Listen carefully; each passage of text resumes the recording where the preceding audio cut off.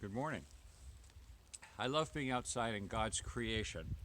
And in New York State, this is the time of year between the winter snow and when the green of spring actually begins. It's a brown season here in New York State. And during this time of the year, it's also the time of year that the mosquitoes, the midges, the no-see-ums, that they also start to wake up.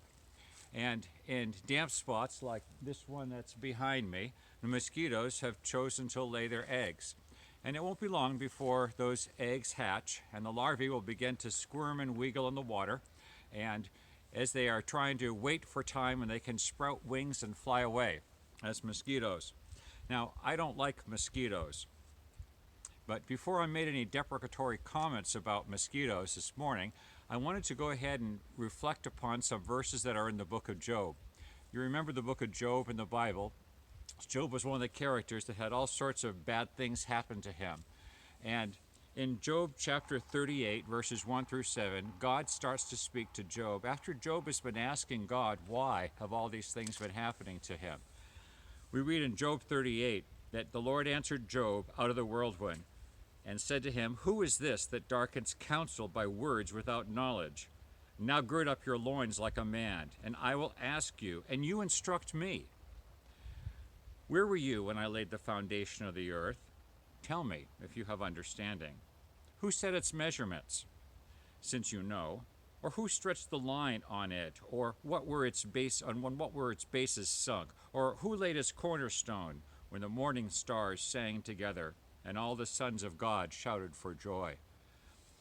With that introduction, God began a whole series of questions for Job about creation, question after question about detail after detail. After God asks all these questions of Job, for the next chapter or so in the book of Job, we find in Job chapter 40 that then the Lord concludes these questions, at least the series of questions, in this way. Then the Lord said to Job, Will the fault finder contend with the Almighty? Let him who reproves God answer it." That was quite a challenge. Job reflected upon this. Job was humbled by the whole sequence of questions that God had asked him. Job replied, "Behold, I am insignificant. What can I reply to you? I lay my hand on my mouth. Once I have spoken, and I will not answer. Even twice, and I will add nothing more." Certainly, Job was humbled by God's series of questions that he had asked him. As we look around at the wonder of the created world, and even though it's fallen, we can sometimes feel very much like Job, like asking God, why? Why are you doing this, God? Why did you allow this to happen in the world? Why is this event or is that situation the way that it is? We have to remember and be humbled as Job was, that God is God and we are not. Job had all sorts of questions to God for why.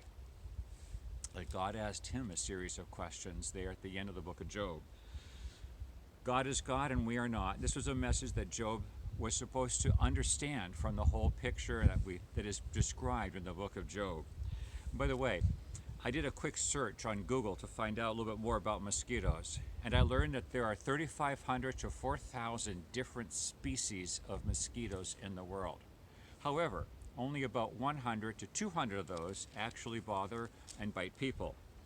I also discovered that mosquitoes and their larvae are important in the food chain for different aquatic animals and for predatory insects, for birds. And I also discovered that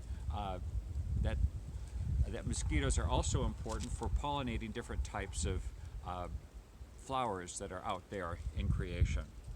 My takeaway from all of this, when I reflect upon the book of Job and I reflect upon what I have now learned about mosquitoes, is that though I might be irritated or annoyed by some aspect of creation that I wish were different, in spite of that, I have to, in humility, realize that God is God and I am not.